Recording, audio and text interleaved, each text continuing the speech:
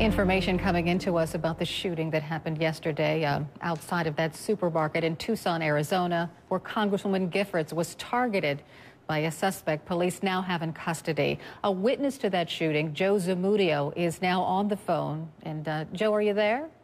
I'm here. Thank you for talking with us. We appreciate it. Tell me where you were at the time of the shooting. I was standing at the counter inside the Walgreens when shots rang out. And what did the scene look like? Well, I mean, I ran outside towards the shots, and when I rounded the corner, the first thing I saw was the people wrestling with the gunman. Behind that, it was just kind of like people laying everywhere and kind of falling and crawling. Kind of realizing you'd been shot is a weird thing to go through, I think, that people didn't really know. They were saying, what happened? What was that? You know, and then it started a lot of, ow, ow, I'm bleeding. Mm-hmm. Like, this is real. This is real. And then it was just, you know, where's the ambulances? Where's it? It was just like nobody really knew what was going on.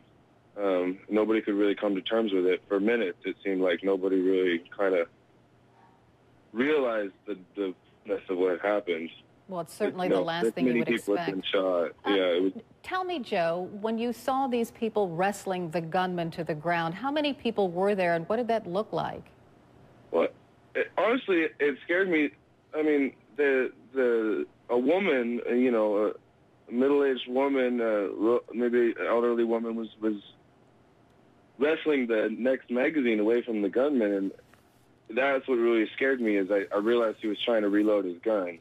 And, you know, I just kind of fell on him, too. I kind of put my weight over him and made sure the gun was down and out of play, and nobody was trying to... So wait a minute. You went over and you also wrestled down the gunman? No, he was already on the ground. I laid on him and held him down and made sure the gun was down. And then as everybody was holding this gunman on the ground, how long was it before police came or somebody responded? I'd say like about 4 minutes on my phone records, 3 minutes maybe.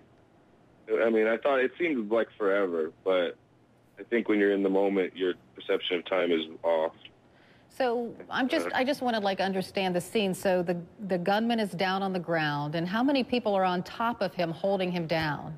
There was a gentleman who was wounded on the top of the head. I think he got hit with a ricochet or something. The bullet grazed the top of his head, and he was, I mean, he's the real hero. He got hit and still grabbed this man who was free at that point and initiated the contact with the shooter. And he grabbed him, and then other people were able to grab on, and they were able to kind of contain him and pull him down, which was the key, because like I said, the lady grabbed his free hand, which had the extra magazine in it, and that was what prevented him from reloading and keep firing. And where was the gun at this time? The third gentleman had wrestled it free of his hand. Actually, when I approached the group of people, I was actually, you know, it was a second, so I really didn't have time to think, and I saw the other gentleman holding the gun, and he was kind of like swinging his arm in his emotion of having taken it from the man. I think he was a little off kilter, but he was waving it around a little bit, and that's when I first approached them. I actually grabbed his wrist because he was holding the gun, and said, you know, because I was afraid. I didn't know who he was or why this person was waving a gun around. And then he says to me, no, it's him. I said, just put it on the ground. Put it on the ground. Like, I didn't know why he was, you know, just holding the gun in the air. He said to the guy, you know, I'll kill you. He was upset. It was obviously in the moment of the emotions of having wrestled a gun from a gunman that he kind of didn't really know what to do. So as you're sitting there then when police arrived and took this man into custody, are you thinking to yourself, I can't believe that just happened?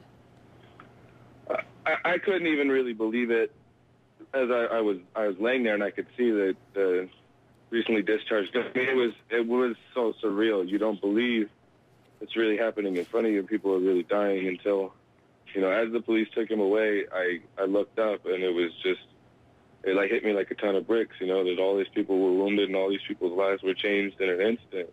I mean, I'm not even kidding. I had barely had time to say one sentence to the girl in the store, and it was going on already. Wow. It happened in 5 seconds. Like, it was so ridiculously fast.